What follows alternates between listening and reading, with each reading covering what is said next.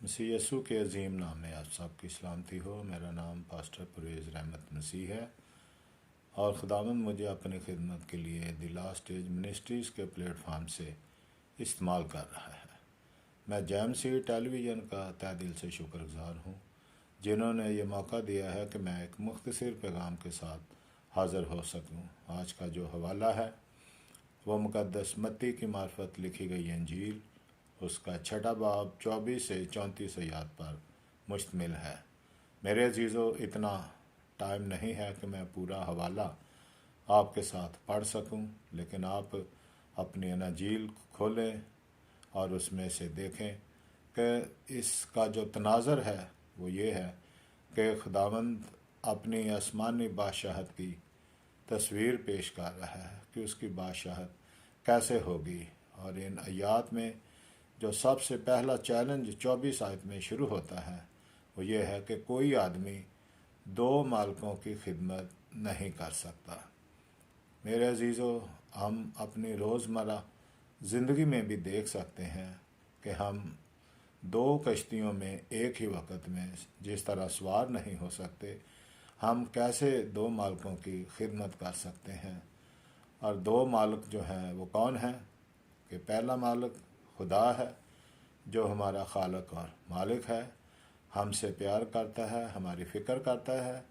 और दिलचस्पी की बात यह है कि दूसरा मालिक जो है वो शैतान को नहीं बल्कि दौलत को कहा गया है। मैंने ये हवाला बहुत दफ़ा पढ़ा और मुझे ये बात अजीब महसूस हो रही थी कि कैसे जो है दौलत खुदावंद की खिदमत में या खुदावंद के साथ चलने में रुकावट किस तरह है।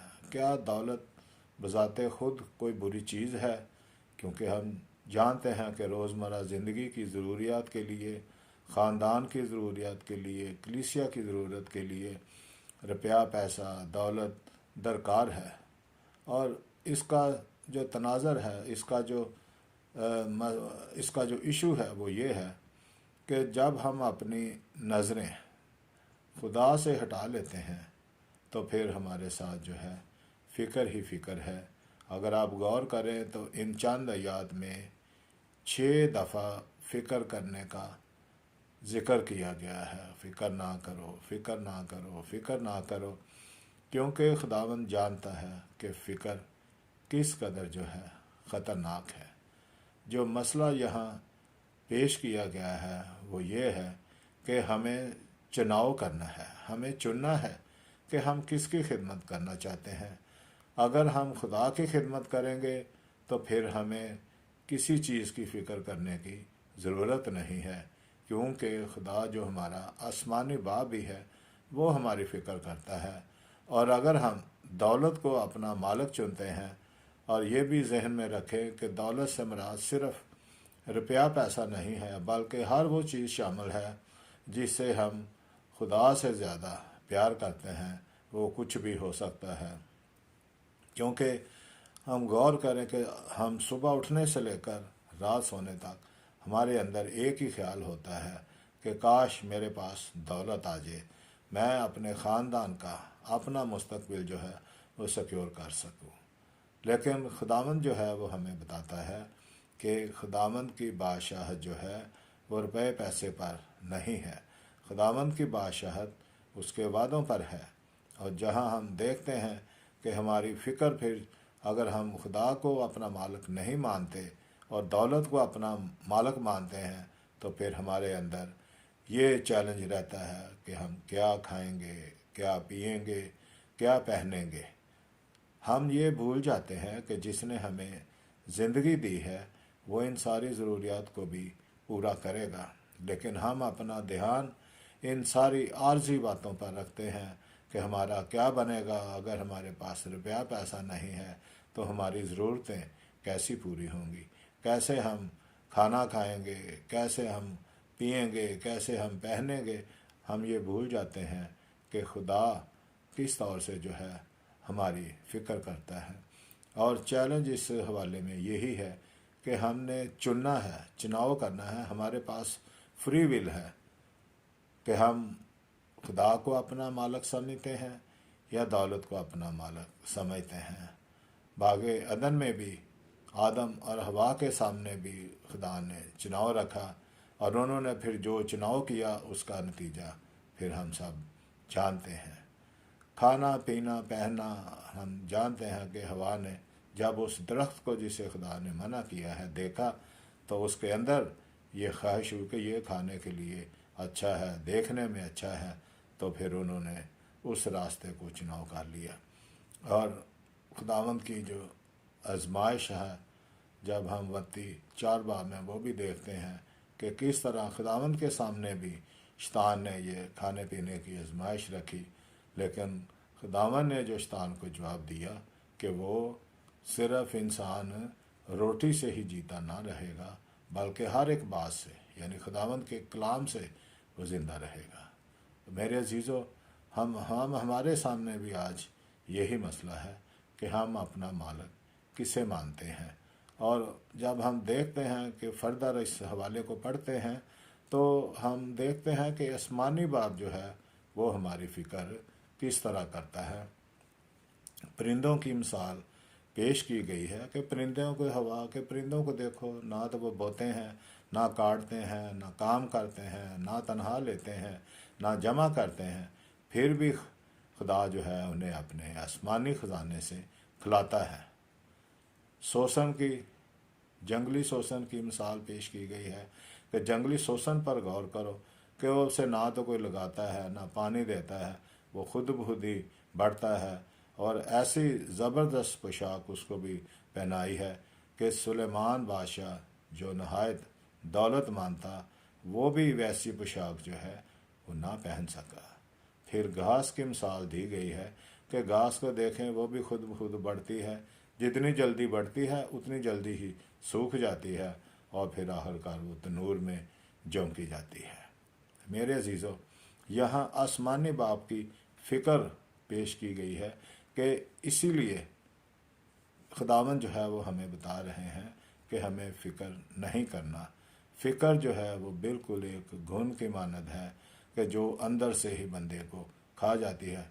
फ़िक्र इतनी बढ़ जाती है कि हमारी रोज़मर्रा ज़िंदगी, हमारा ईमान जो है वो बहुत ज़्यादा मुतासर होता है, हमारी रोज़मर्रा की एक्टिविटीज़ मुतासर होती है, क्योंकि हमारे अंदर एक जुनून हो जाता है कि मैंने बस दौलत जमा करनी है, अगर मेरे पास दौलत है तो फिर मेरे पास सब कुछ है। जबकि हम जानते हैं कि कलाम में ये मिसाल भी पेश की गई है कि जो एक बहुत दौलतमंद आदमी था, उसने बहुत सारा गल्ला जमा किया और कहा कि आए मेरी जान, खा पी और ऐश कर, और उसी रात ही उसकी जान जो है तलब कर ली गई। मेरे अजीज़ों, ये याद रखें कि हमें जो है फ़िक्र करने की ज़रूरत नहीं है, क्योंकि मज़ीद इसमें लिखा है कि इन सारी बातों की फ़िक्र, इन सारी चीज़ों की फ़िक्र तो गैर कौमें करती हैं, क्योंकि वो खुदा को जानती नहीं हैं, वो खुदा पर अपना ईमान, खुदा पर अपना भरोसा नहीं रखती हैं, तो वो इन चीज़ों की तलाश में रहते हैं। और फिर इसमें यह भी कहा गया है कि ये हमारी कम इत्कादी का ऐलान है कि क्या जिसने हमें पैदा किया है, क्या जो है जिस्म जान खुराक से, बदन पोशाक से बढ़कर है। हम फ़िक्र करके कर क्या सकते हैं?